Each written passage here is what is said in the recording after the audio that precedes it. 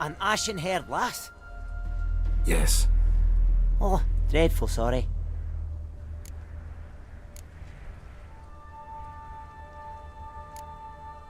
What do you mean?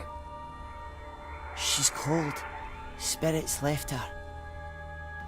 Must have passed shortly before we found her. Let's wait by the boat.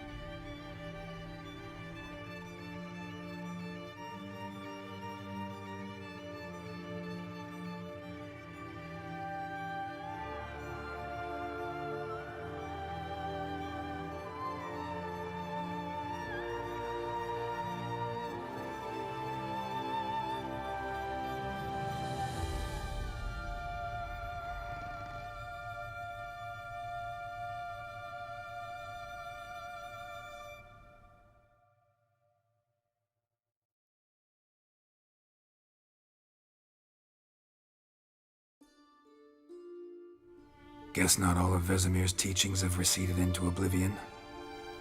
A witcher can forget to eat, to drink, to breathe even. But a witcher never ever forgets to care for his blade. Yeah, I used to repeat that incessantly. Never tired of doing it either. What creature was it? Huh? Creature? One that gave you the scar over your left eye. It's new. I don't remember it. Souvenir from the Cockatrice of Spala. Another addition to the collection. Nothing special.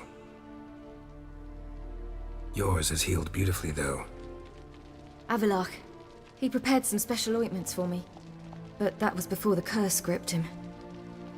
Wonder where he is now. We lifted the curse. He's at Kaer Morhen, waiting for you. Are you serious? You must be. You'd not jest about something like that. A nice thing to wake up to. You trust him? Avalok? He's not let me down to date. Not once. Why exactly is Avalok helping you? Sages have never been fond of humans. He doesn't do it for me. It's about my power. As if it could ever be about anything else. Avalok tried to teach me how to control my ability. He was also making sure I didn't fall into Eredin's hands. What's Eredin after? What's he want from you? What everyone wants. Control of my powers. His homeworld faces annihilation. Eredin's decided to invade ours. Brilliant, wouldn't you say? Can't achieve much on his own, so he needs to bring an army. Except his navigators can't possibly move him and thousands of NL between planes. Their abilities won't allow it. Whereas yours will. Exactly. And if I die in the process, well, that's a necessary sacrifice.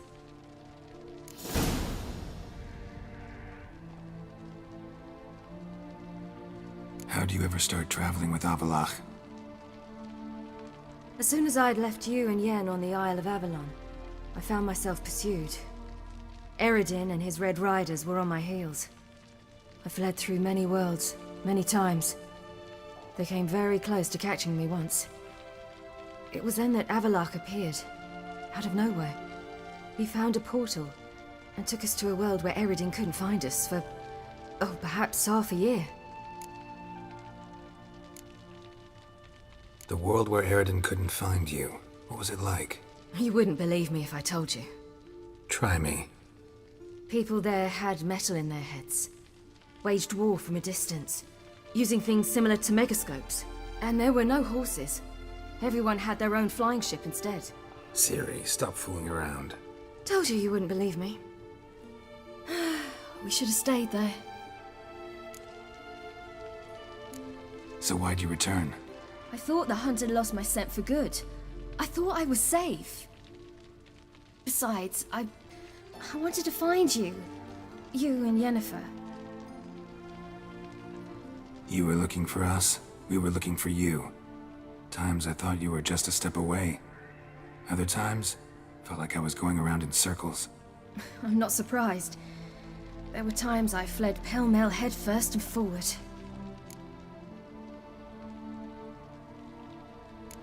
So tell me how it happened, step by step.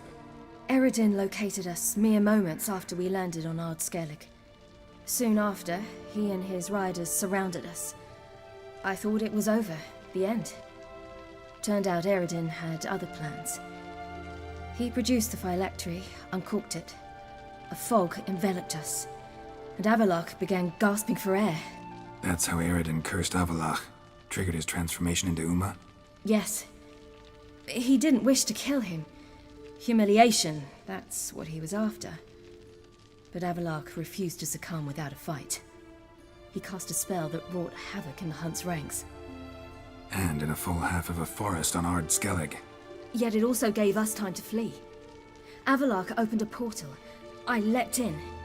He was supposed to follow right behind me, but something went awry. Impaired by the curse, he failed to reach the portal in time. We had agreed that if anything went wrong and we were separated, we would meet at his hideout in Velen. But you failed to meet there. Yes, we failed to. Once through the portal, instead of at Avallac'h's hideout, I landed right in the middle of Crookback Bog. I barely escaped the crones. And then there was the Baron. You know, he took me hunting. I killed a wild boar with my sword. I heard. A coincidence, really. I had no desire to hunt that day, but it felt wrong to refuse.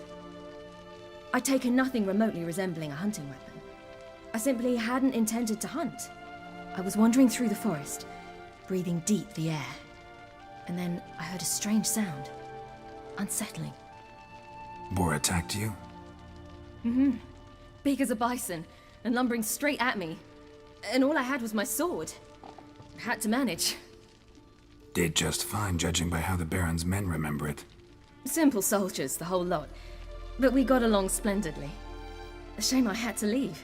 Flee. But I didn't want to bring the wild hunt down on them. Apart from which, I knew by then the curse was progressing. So instead of looking for Avallac'h, I decided to find you and Yen. So how'd you even meet a man like Horson Jr.? You and Yennefer were nowhere to be found, and I needed someone who could fix the phylactery. No ordinary craftsman would do. I needed a mage, one with extraordinary powers. Dandelion took it upon himself to help me. It was as if his honor depended on it. He arranged a meeting with a mage, but it proved a trap set by the temple guard. Failed to mention that. Probably didn't want to worry you. Later, we learned the Guard did that sort of thing regularly, in the hope of nabbing anyone who collaborated with mages. We needed to find another way. That was clear. Then Dandelion said he knew a man who owned a piece of Novigrad, as he put it, could do more than others. He was certain to know someone who could fix the phylactery. Orson Jr. I suspected it might not be the best idea, but I was desperate. I had no choice. You suspected right. Orson was not the ideal partner in crime. Damned simpleton got it in his head that we cheated him and kidnapped Dudu. Who you promptly freed only to have to flee to Temple Isle. Great idea. We hadn't planned it. Had no time to consider, we just bolted. I didn't even realize the guardsmen were driving me into a trap. Suddenly there I was, and I knew I had to disappear. At once. And that's when you landed back in Skellige. The shore of Hindisfjall. The first pleasant place that came to mind. Hjalmar and I used to swim there. Wait, so you actually wound up there by accident? I thought you and Avalok had arranged something. No, he simply sensed me used my power. Just as Eredin can sense where I am, where I travel. In fact, Eredin arrived soon after I did. His riders in tow. Once again, things happened quickly. Lofoten, the Hunt's attack, my flight. And then, dreams. Just dreams. What did you dream? I've had nothing but nightmares lately. Pretty horrible. Likewise, for the most part. In one, a monster grown from a stillborn child chased you. Ugh, that was horrible. Had a few nice dreams. For example, in one we sat around a fire, drinking good wine, and all around people danced and laughed. Like that one a lot better. Me too. But these dreams, and the others, ended in some tower. No matter what I dreamed, in the end, I would enter a tower. Recognize it? Know where it might be? Not sure. I don't think so, but there was something familiar about it.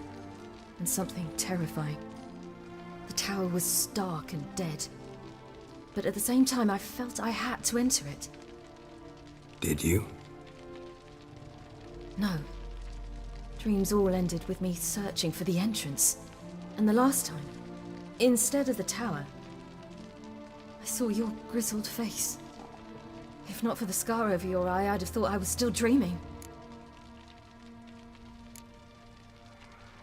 I was afraid you were dead. Found some dwarves here. Said they'd try to wake you, but you were cold as ice and you weren't breathing. And yet you came in. Who listens to dwarves these days? Speaking of which, they're probably getting antsy. We should go. Got a boat on the beach. Once we land, we'll head for Kaer Morhen. On horseback. Right. Conventional means of travel. They're just better. Though a portal would be quicker.